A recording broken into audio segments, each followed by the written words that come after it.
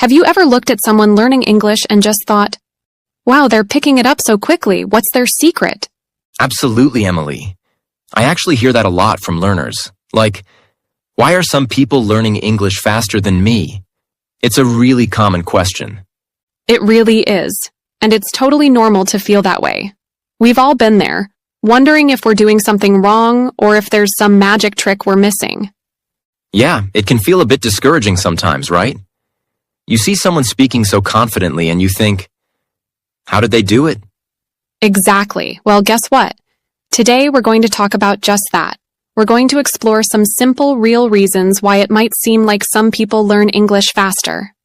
Don't worry, it's not about being super smart or having a secret talent. It's usually about a few small things that anyone can try. Today, we're diving into the real reasons some people seem to speed ahead and how you can use those ideas to help your own English journey. That's right. We'll share some simple, helpful tips that you might not have thought about before. So get comfortable, grab your tea, and let's get started. Let's jump right into our first big idea about why some people seem to learn English faster. And it's actually a very simple question that can make a huge difference. Why are you learning English in the first place? That's a great question, Emily.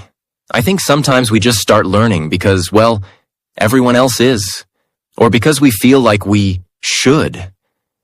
But we don't always stop to think about our own reason. Exactly, and here's a little secret. Many people who learn English quickly have a very clear goal or a specific target in mind. They know exactly why they're doing it. So it's like having a map when you want to go somewhere new. If you know your destination, you can plan your route. But if you don't know where you're going, you just wander around and get lost. That's a perfect way to put it, Liam. When you have a strong why, it helps you focus your learning. You know what skills you need to improve, what vocabulary is important for you, and what kind of English you need to practice. But if you don't have that goal, you might feel a bit confused or all over the place. You might try a little bit of everything without really getting better at one specific thing. And that can really slow you down. Think about it. If your goal is to travel and speak with people in different countries, for example, then your focus will be on understanding everyday conversations, asking for directions, ordering food, and chatting with new friends. You'll practice listening to different accents and speaking clearly in real-life situations. Or if your goal is for your job, then maybe you need to learn business English. So you'll focus on vocabulary related to your work, how to talk in meetings, or how to write professional emails. That's a very different focus from someone who just wants to travel. Right.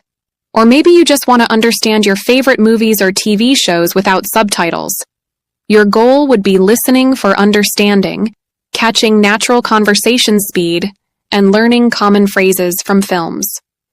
And some people learn English because they want to communicate with certain people, like family members who live in another country, or new friends they've met online.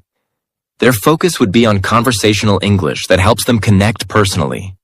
So no matter what your personal reason is, if you know your goal, you can really shrink your tasks and focus your energy. You won't waste time on things you don't need right now, and that will naturally help you learn faster. It makes your journey much clearer and more direct. It's about being smart with your time. Exactly. So, if you haven't already, take a moment after listening to this and ask yourself, why am I really doing this? What's my biggest reason for learning English? You can tell us in the comments too. I'm really curious about that. All right, Emily, let's talk about our second big reason why some learn English faster than others. Consistency over intensity, which is all about the difference between working really hard sometimes and working a little bit all the time. And what do you mean by that? You know, some learners think that to learn English faster, they need to do a lot. They might join many expensive courses, pay for countless hours of lessons, or buy tons of books and apps. They think, if I just buy all these things and study for many hours, I'll learn quickly. Yeah, I've seen that a lot. It's like going to a huge buffet and trying to eat everything at once. You end up feeling overwhelmed and maybe even a bit sick. That's a great example. And the truth is, while those resources can be helpful, it's not about how much you do in one go or how much money you spend. The real secret is consistency. think about it like going to the gym. If you go once a month for 8 hours, you probably won't see much progress, right? You'd be very tired and then you'd forget everything. Right. But if you go to the gym for just 30 minutes every single day or even just 3 times a week, you will slowly but surely get stronger and fitter. It's the same with English. Someone who just practices and practices every day for, let's say, just 30 minutes will be way more effective and better than someone who studies for 3 or 4 hours just once a week. That daily effort, that little and often, helps your brain keep English in your mind. It makes it a part of your daily routine. You don't have to remember everything from a long, tiring session that happened days ago. It's about building a habit. When you do something consistently, even for a short time, your brain has time to slowly understand and remember. You avoid that feeling of being completely overwhelmed and stressed out. And when you feel stressed with intense hours of studying, it's easy to give up, isn't it? But 30 minutes feels manageable. You can listen to our podcast for 30 minutes, or practice some words, or read a short article. So, if you're wondering why others seem to learn faster, it might not be because they're studying for 8 hours every day. It's probably because they're doing something with English every single day, even if it's just for a short time. So instead of stressing yourself out with huge, long study sessions, try to find a small amount of time, maybe 20 minutes, maybe 30 minutes, and make it a habit every day. That steady, gentle effort is truly how you make real progress. It really adds up, trust us. What's the next reason, Emily? Well, the next one reason others seem to learn English faster is because they've found their learning superpower, or in simpler words, their best way to learn. So you're saying not everyone learns in the same way, like what works for me might not work for you. Exactly, this is so important. Think about it. Every person is unique, right? And because of that, we all have a different type of learning style that suits us best. There's no one-size-fits-all method that works perfectly for everyone. That makes a lot of sense. So, what are some of these different ways people learn? Well, some people are very visual learners. This means they learn best when they can see things. They might love using flashcards with pictures, watching videos with subtitles, or looking at colorful charts and diagrams. Seeing the words or ideas written down or in images really helps them remember. And then there are people like our listeners, who are probably more auditory learners, right? They learn best through listening. Precisely. For auditory learners, podcasts like ours, listening to English stories, audiobooks, or even just hearing native speakers talk in movies or shows is incredibly effective. Their ears are their best friends for learning. I know some people who learn by doing. Are those the practice learners? Yes, those are often called kinesthetic learners, or as you said, people who learn better through practice and doing. They learn best when they are active. This means they might like to role-play conversations, physically write things down, or even move around while they're trying to remember new words. Speaking out loud, even to themselves, is very helpful for them. So, if I'm a visual learner, but I'm trying to learn only by listening, I might feel slow or frustrated. Exactly.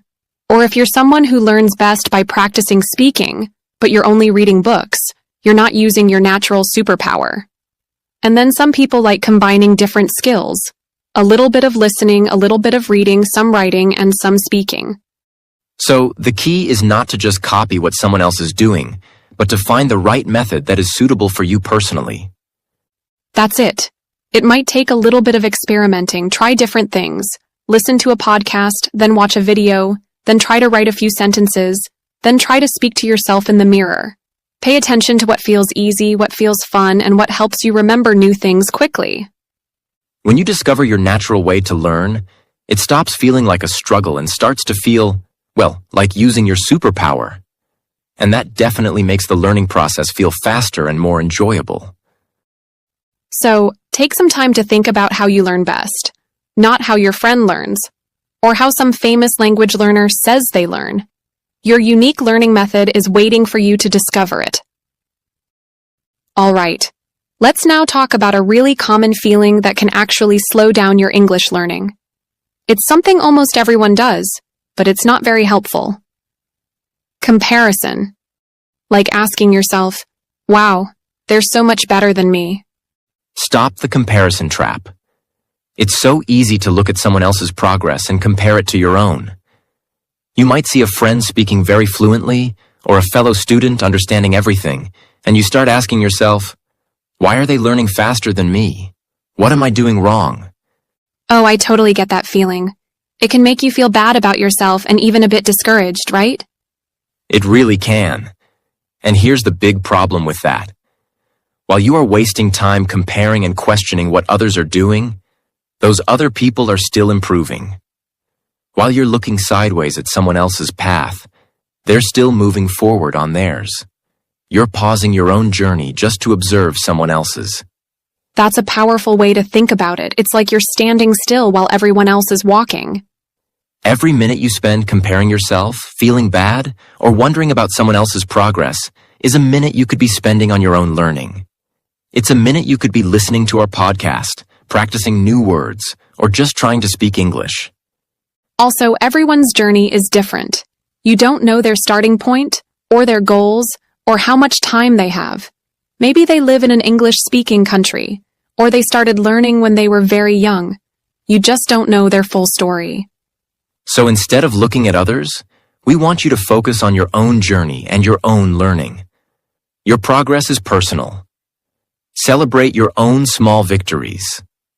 Remember how far you've come since you started. Can you understand more now? Can you say more words?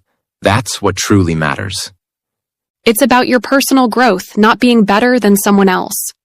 When you catch yourself comparing, gently bring your mind back to your own goals and your own methods. Your energy is precious. Use it to learn and grow, not to get stuck in the comparison trap. Because when you stop comparing, you free up so much mental space and time to actually improve your English. You know how sometimes we naturally do what we're good at because it feels easier? Oh, definitely. It's comfortable, isn't it? We like staying in our comfort zone. But that brings us to our next big idea about learning faster. The next point is, target your weak spots. Focus on what you lack. It's like finding the areas in your English where you're not as strong and giving them extra attention. This is really important. Many learners might feel very comfortable with certain English skills like reading or listening, but they might struggle with others, like speaking or writing. And sometimes we just keep doing what we're good at because it feels successful. Right, so let's say you are great at reading in English. You can read books, articles, news, and you understand almost everything. That's fantastic. But maybe you find yourself really bad at speaking out loud or having conversations with others. What happens then is you might keep reading and reading because it feels good and easy. But you're not actually improving the part of your English that you want to use more. You're speaking. Exactly. So instead of just sticking with reading, even though you're good at it, the smart thing to do is to shift your focus to speaking practice, even if it feels difficult at first. It's like finding a small hole in a bucket.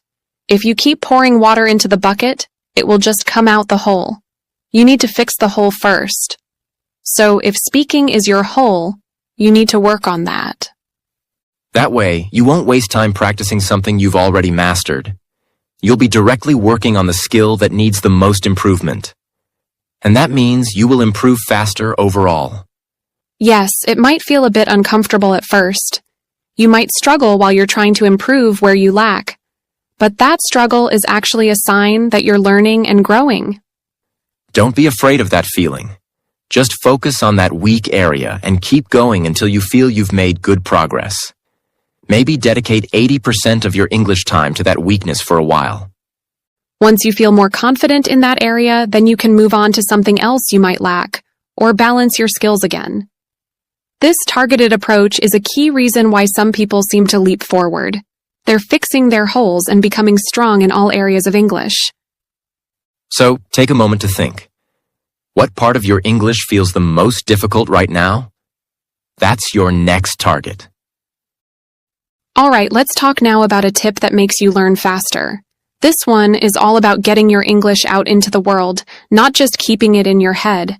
It's called the use it or lose it rule. What we mean by this is that simply knowing English words or grammar rules isn't enough. You need to actively use it to make it truly yours. That's so true. I've met learners who know so many vocabulary words, but they struggle to put them into a sentence when they need to speak. And that's because language isn't just information, it's a skill, like riding a bike or playing an instrument. You learn by doing. People who learn English faster understand this. They're constantly looking for ways to use English in their daily lives. So they're not just studying it in a book, they're bringing it to life. They look for opportunities to speak and listen purposefully. This doesn't mean they're having perfect conversations all the time. It can be very simple. Can you give us some examples of how they might do this? Of course. It could be something as simple as repeating phrases from our podcast out loud after us, or trying to describe their day out loud in English to themselves while they're walking or doing chores. They might talk to their pet in English or narrate their actions in English. So, it's about finding any chance to actually produce the language, even if there's no one else around. Yes. And when it comes to listening, they're not just letting English be background noise. They're trying to actively understand what they hear. They might pause a show to look up a word or try to guess the meaning from the context. And here's where those faster learners really shine. They keep using it, even if they failed at the beginning. They know they won't be perfect right away, and that's okay. Think about a baby learning to walk. They fall down many, many times. But they don't stop trying because they failed. They keep pushing themselves to use their legs, and eventually, they learn to walk and run. It's the same with English. You might try to say something and it comes out wrong, or you might not understand everything you hear. But those who learn faster don't let those small failures stop them. They see it as a chance to try again, to learn from it. They make English an active part of their life, not just a subject they study. They make it something they do, not just something they know. And that constant, active practice is what truly builds fluency and speed. So challenge yourself today. How can you use English even for just a few minutes? Don't just know it, use it. This brings us to our next point, which is related to what we just talked about. Mistakes. That's right. Your mistakes are your best teachers. Oh, mistakes. No one likes making them, especially when you're trying to speak a new language. It can feel a bit embarrassing. It really can, but here's the thing. People who learn English faster have a very different view of mistakes. They embrace imperfection. So, instead of being scared of making mistakes, we should actually welcome them. Because they really help with learning. Right. Many learners feel like they need to be perfect before they even try to speak or use English. They wait until they know every grammar rule or every single word. But this thinking actually slows them down a lot. Because if you wait to be perfect, you might never start using the language. That's it. People who learn faster understand that making mistakes is a completely normal and very important part of the learning process. They know that you will make hundreds of mistakes, especially when you're starting and when you're pushing yourself to try new things. So they don't see a mistake as a failure. They embrace those mistakes and treat them as if they are their teachers. Think of it this way. When you make a mistake, it's like a little bell ringing telling you, hey, there's something here you can learn, which is a really positive way to look at it. So here's what you do next time you notice a mistake. First, noticing the mistake is already a great start and a huge improvement. Many beginners don't even realize they've made a mistake. When you start to hear yourself say something wrong, or realize you used the wrong word, that's your brain getting smarter and more aware. Then, instead of feeling bad, you can use that moment to improve and fix one thing at a time. Maybe you said he go instead of he goes. Great! Now you've noticed it. Next time you try to remember he goes. You don't need to fix everything at once. Just pick one thing, work on it, and then move to the next. Just gently correct yourself, rather than getting angry at yourself. The faster learners keep using English, even if it's imperfect. They know that every time they try, even if they stumble, they are getting closer to their goal. They're collecting these lessons from their mistakes, and that's how they get better and faster. So don't be afraid to make mistakes. Go out there, use your English, and let those mistakes teach you. Okay, the next tip is really super important for staying motivated on your English journey. Because sometimes I think we put too much pressure on ourselves to learn really, really fast. You need to be patient and persistent, not fast. You've hit the nail on the head, Emily. Patience and persistence. It's a marathon, not a sprint. Who said you need to learn English super fast in the first place? Right. English learning was never about speed and who learns faster. It's not a race where the first person to finish wins some prize. The idea that you must learn English quickly can actually be very damaging. It can make you feel disappointed if you don't see huge progress every single day. And that disappointment can lead to giving up. But here's the secret of those who seem to learn faster. They understand that language learning takes time. They are patient and persistent. They know that improvement happens step by step, not in one giant leap. Think about growing a plant. You don't see it growing taller every second, do you? But if you give it water and sunlight consistently, day after day, week after week, eventually it grows into a big, strong plant. Your English is the same. You need to keep giving it consistent water and sunlight. Your daily practice, your listening, your speaking. And then, slowly, you will start noticing big improvements. You might not see a huge change from one day to the next, or even 1 week to the next. But if you look back at where you were a month ago, or 6 months ago, you'll probably be amazed at how far you've come. Because if you just focus on how fast you think you should be learning, or how long it might take you to become fluent, you can get stuck in that thinking. You'll worry, you'll doubt yourself, and you'll put too much pressure on the process. And that worry actually stops you from enjoying the learning and from making progress. Those who learn faster understand that persistence is the real magic. They don't give up when it gets tough. They keep showing up even on days when they don't feel like it. They know that every little bit of effort, day after day, adds up to huge progress over time. So, give yourself permission to learn at your own pace. Be patient with yourself, and most importantly, be persistent. Just keep going one day at a time and the improvements will come. We promise. Let's move to our next tip. Make it fun. Learning should be a joy, not a chore. If you're constantly stressing, pressuring yourself, comparing yourself to others, and just feeling overwhelmed, English learning quickly becomes a heavy burden. And that's exactly what you don't want. When learning feels like a chore, your brain doesn't want to do it. It starts to resist. And that's why many people give up. Exactly. But people who learn faster often figure out how to make English enjoyable. They find ways to integrate English into things they already love to do. When you make it fun, it doesn't feel like study, it feels like a hobby. So, instead of thinking, I have to study English, you start thinking, I get to enjoy English. Let's think of some fun ways you can do this. Do you love watching movies or TV shows? Try watching them in English with English subtitles, or even without, if you feel ready. If you're interested in cooking, find English cooking shows or recipes online. If you love video games, try playing them in English. If you're into fashion, find English fashion bloggers or magazines. The key is to connect English to your passions. When you're genuinely interested in the topic, your brain is more open and you absorb the language more naturally without even realizing it. It doesn't feel like work. And another way to make it fun is by using the reward yourself method.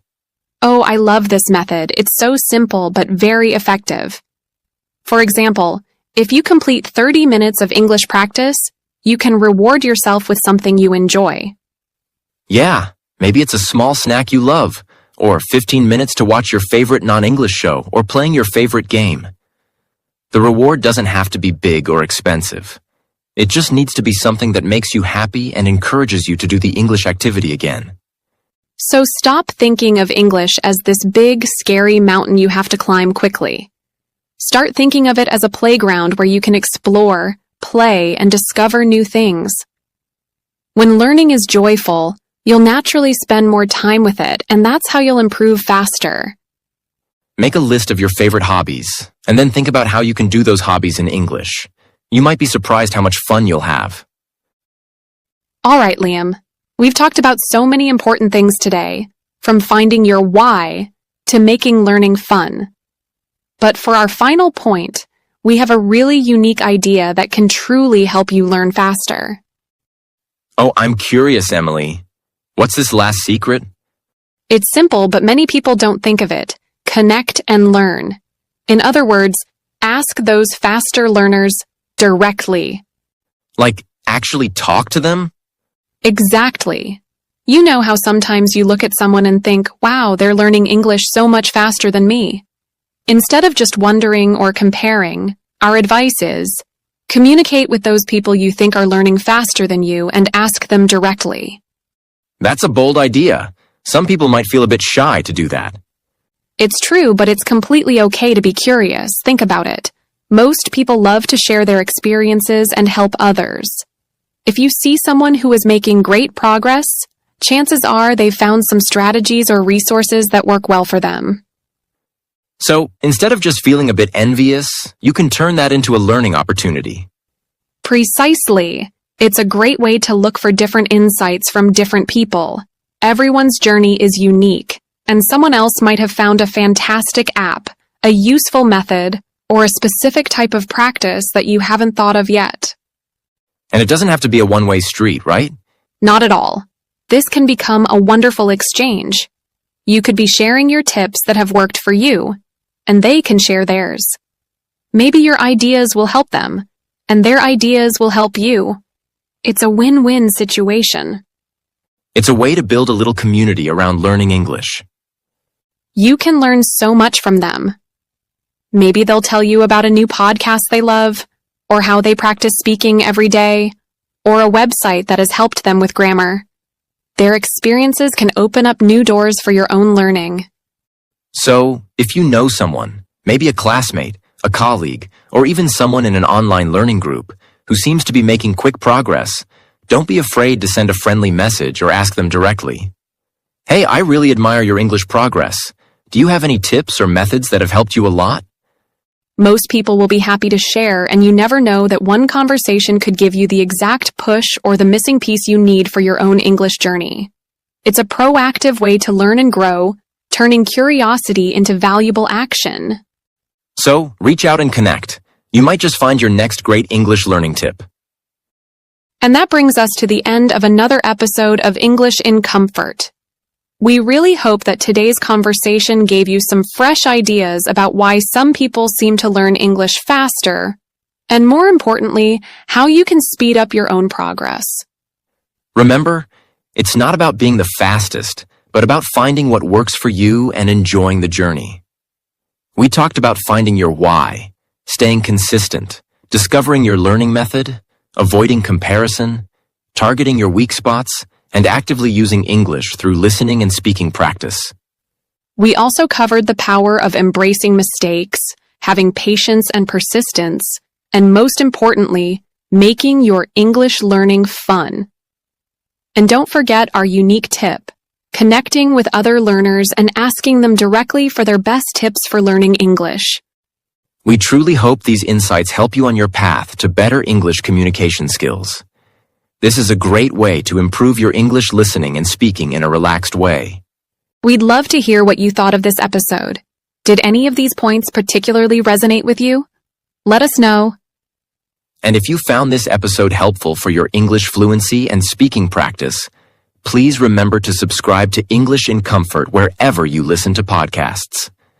That way, you won't miss any episodes designed to help you with real English conversation and vocabulary building.